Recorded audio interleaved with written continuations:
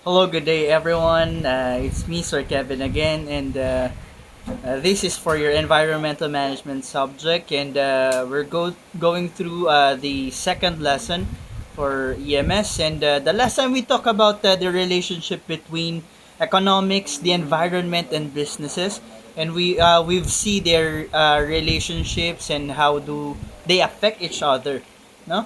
And this session will be talking more about the environmental management systems. Why do we need to understand the study of environmental management systems, the EMS, no?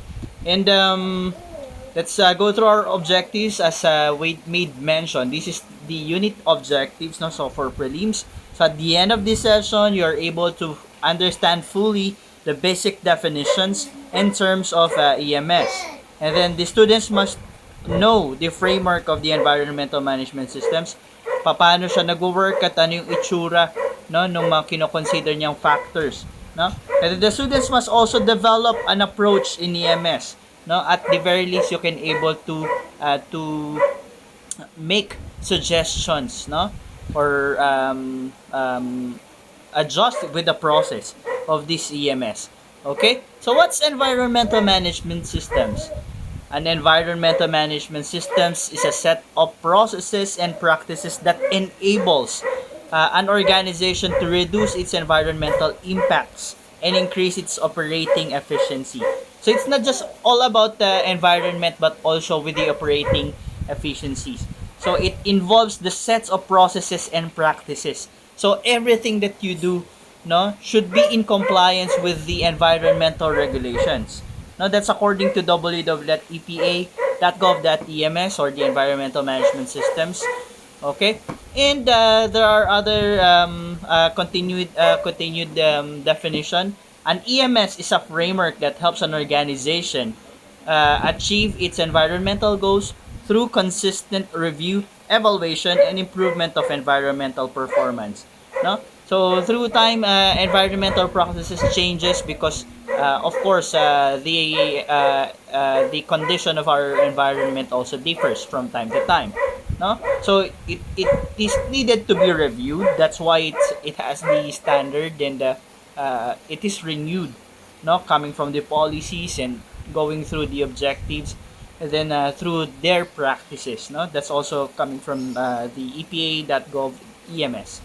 Okay, and ScienceDirect.com defined EMS as a powerful tool for managing the adverse impacts of activities of an organization on the environmental aspects. No? So, while doing, ganito kasi yan, no? If you remember the relationship between economics, the environment, and business, we need to check upon our resources, and our resources are coming from our environment, no? So the main goal here is we can able to minimize the adverse impacts to the environment while we are doing our business, no? So we are managing the adverse impacts of our activity. So it doesn't just end with our products, no? So many companies are jumping into that, no? Jumping into those marketing agenda to sell environment friendly products, but it doesn't end there, as I've told you, no, that it also entails all of the processes. So hindi pwedeng nagbebenta ka lang ng mga environmental friendly product, but also are your processes really environmental friendly? That's the question, no? So as you have been seeing from different companies right now, even shoe manufacturers are jumping into that environmental marketing, no? Environmental marketing. They're selling products that are according to them, that are these are 100% recycled, such as Nike, no? And Adidas, no? Merong mga ganun silang mga programs for their products. But the question, no? The question is, are they following environmental standards and policies while they are doing their business, no? So in time we'll be discussing about what are those environmental laws and standards, no, so as we can able to make decisions when will be future operations manager, so we can consider them, no. Okay, so what is the key term? A key term of environmental management systems. Now, the main agenda of this EMS is sustainability. What is sustainability? Is the development that needs meet the needs of the present without compromising the ability of the future generation to meet their own needs. No? So I'll be translating that. Ang sustainability ay ang paglago, no, at o pag-unlad na mi-meet o nakukuha yung pangangailangan ng mga kasalukuyang henerasyon ng hindi na jeopardize o nailalagay sa alanganin yung abilidad ng mga magiging kinabukasan o ating future generation na makuha din yung pangangailangan nila, no. I'll be quoting this principle from the United Nations, no, uh, um, related to one of American proverb. Ang sabi niya, we do not inherit, no, we do not inherit the earth from our ancestors, no, though technically yes, we are inheriting the earth, no, but we do not inherit the earth from our ancestors. We borrow it from our children. And I think you have watched the video clipping from Prince EA stating that I am sorry. Dear future generations, I am sorry because hindi na nila maabutan yun if we will not be doing something. No? According to many statistics, our consumption, no, our personal consumption has the biggest significant impact to the environment, no. It means na tayo yung pinakasala rin bilang mga tao, no. But the question, dahil that consumption would not be triggered because not because of the our own needs lang, but also with the trade, with the businesses, with the marketing ideas, no, that o nga, no, bumibili ka dahil it is advertised and ito yung kailangan mo, ito yung gusto mo, no. That's why the environmental management systems is a thing now, no, that businesses should also take into consideration with their manufacturing processes, which is just 30% of the total environmental impacts of the world, no. But hindi naman magiging ganyan yung consumption if wala ang commercialism. So please remember that. Now, I would like you to think about it. If you remember in our last session, we talk about the relationship between economics, which is the demand and supply, our resources from our environment, and the businesses.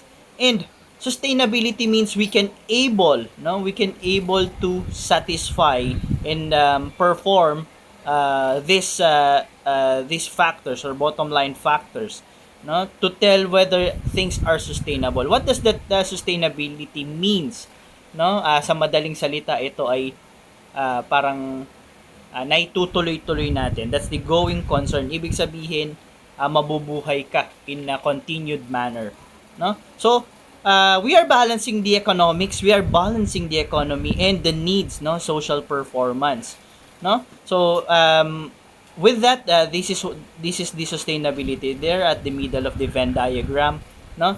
That is telling us that we need to balance these factors so as we can survive in the future. O nga naman, no, sabi nga nung kantang Kapaligiran, no, if we do not care for our environment, no, ano yung lalangoyan, ano yung iinumin ng ating mga magiging future generation, ano yung kakainin nila, no? So it's more on the artificial side, and as you have observed, yung mga tao ngayon mas nabubuhay na lang na mas kokonting panahon, no. It's because of the environmental impacts, the use of chemicals, no, just to preserve and to sustain the needs of the current generation. no? So those are the things that we need to think about. And why do we need to study EMS actually? No, why do we need to study EMS? No, allow me to show this. No, of course, we'll be dealing with the impacts. No, with the impacts of EMS. No, okay. So according to the CEO magazine, this was posted in 2019. No, our green leaders, the world's most sustainable companies in 2019, has those things, no? Kumbaga, there are advantages of doing EMS, no? But let me show you, no, what are those then 10 companies, and then what do they gain from investing in environmental management systems. Okay, so in the modern age, sustainability means far more than recycling water and minimizing waste. So it's not just all about that. It's the integral part of that. No? Yes, we need to conserve water. We need to keep our waterways clean from any other pollution. No? But according to Corporate Knights list of 2019 Global 100 Most Sustainable Corporation, it encompasses carbon and waste reduction, gender equality in leadership, and even revenues derived from clean products. No? So it's all about the whole operations of the business that should tackle or encompass the environmental management systems. Again, as I've told you earlier, it's not just about environmental marketing, that you're selling products that are environmental friendly, but all of your processes, even your office activities, no?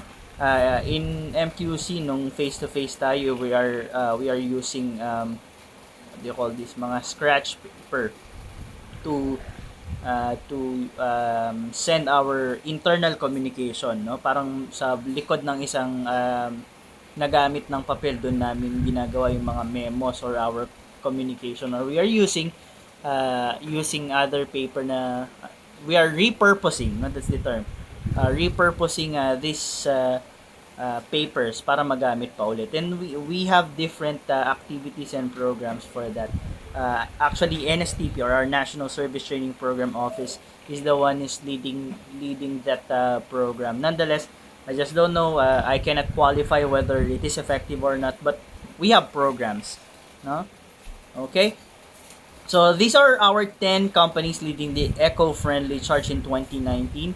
So this is Hansen Holdings in Denmark, no? So you can see there are many European countries, no, na really into this environmental management systems. And there are a few from Asia, no? Because many of the developing countries are from Asia. And then in Europe, medyo mas maganda yung ano nila, no, with their implementation. And in fact, many of the environmental protocols were established there. So it's from Denmark. If I think this is the place where windmill is really used, no. So that's Hansen Holdings. Their industries is for food and other chemical agents, no. And then Kering SA, that's from France, apparel and accessories. Neste Corporation in Finland, petroleum refineries. And then another from Denmark, Wholesale Power. Yun nga, yung sa mga windmills natin yun. Then GSK. No, GSK from United Kingdom, this is biopharmaceutical. GlaxoSmithKline. No? And then Prologis Incorporated from United States. That's about real estate investment and trusts company. Umicore from Belgium, primary metal products. Ito, it's really unusual, no? That there's an environmental leading, no, environmentally leading company na banko. It's Banco de Brasil, no, South America, no. And then Shinhan, no, Shinhan Financial Group from South Korea. That's also a bank. And Taiwan Semiconductor in Taiwan, no? And syempre, as you may observe, there won't be Southeast Asian countries present, because our air quality index and other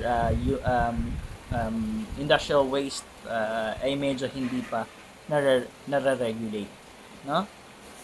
Okay, so climate leaders came into power in some of the world's biggest emitting countries. No, so that those are the greenhouse gas emissions rose in 2018. If you remember in the news, sabi nila in 2030 we'll be experiencing the irreversible effects of the climate change. By the way, we'll be talking about climate change, global warming, greenhouse gases, no, as part of our study of environmental management systems. No? So after a 5-year trend of reduction, the Me Too movement, hashtag Me Too movement, emphasized how much still needs to be done to balance the gender scales, and a growing number of companies committed to reduce emissions and even to 100% renewable energy over the coming years. Just a good news from United States, no? Yung mga kotse nila nagiging hybrid na ngayon, so sina-charge, no? So lesser waste. However, yung consumption ng kuryente, I just don't know. But at least lesser waste nga, yun yung target nila, and lesser emission, no? So yun yung isang bagay that they are putting into consideration, no? Even car companies like Kia in South Korea, no? Tayo sa Pilipinas, we are as we've talked about, no, we have discussed in our last discussion, no, yung jeepney phase out is one milestone, no, though of course there will be political issues there, no, but it's one way towards the compliance to international standards. Okay, so what can we learn from those sustainable companies, no? Ano yung mapapala natin? What do these environmental leaders, no, these companies that are environmental leaders in the world, no, eh, uh, have done, and what benefit did they have got from doing environmental management systems? One, they live longer, because the idea is sustainability. Of course, if you're able to source out your resources and can able to deliver that from to your customers, di ba? You will live longer. No, that's the idea of a business. That's what we call the going concern principle in accounting. No, and then number two, they have better governance than peers. No, why? No, uh, because these environmental leaders are following policies and standards. I'll tell you this: if things are really specific, and they are within the bounds of guidelines, protocols, and standards, no, it's less prone to other interpretation, and hence it gives you better governance, because you're just following what is the standard, you're just following what is the exact protocol, no. Then number three, they are greener, of course, because all of their activities are really environmental friendly, no.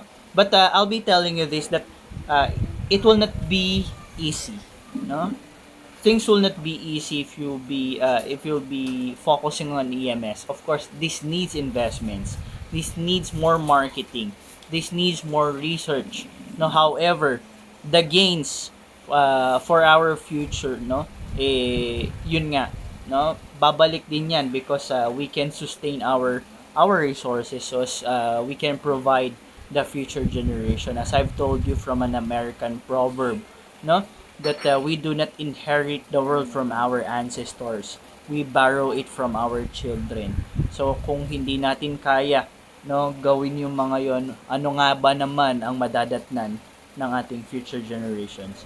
And number four, they employ more women. No, this is a bit odd, or I mean, it's not obvious statistics that when you do environmental management systems, they can employ more women because of the gender equality.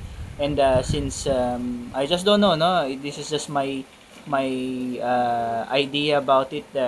Perhaps women are more organized and clean and strict with with the hygiene and yung mga activities nila. I just don't know with that. No, but that they employ more women, and their revenue is cleaner. No, their revenue are is cleaner. Of course, it's coming from a good process, no? And syempre, if people understand that you are into business, in fact, it's a green business, no? You're able to market them and be your customers, and your revenue is really outside of yun nga, environmental destruction. If you remember one of the video, no, yung uh, the Man versus Earth video of Prince EA, no, uh, he talked about that what we think of the development or progress right now is actually destruction, no. So how can we sustain our future without having those development na yun yan tingin natin na development na can really actually hurt the environment in the future, and in fact in the present actually, no. So and their investors are happier because syempre wala kang masyado iniisip, no. It boils down to your conscience, no. Will the business profit from this, and can you really accept these revenues na um, merong mga nasisira na nakikita mo, 'di ba? It boils down to your conscience actually. And that's it for our second lesson. And this is the environmental management systems, ladies and gentlemen.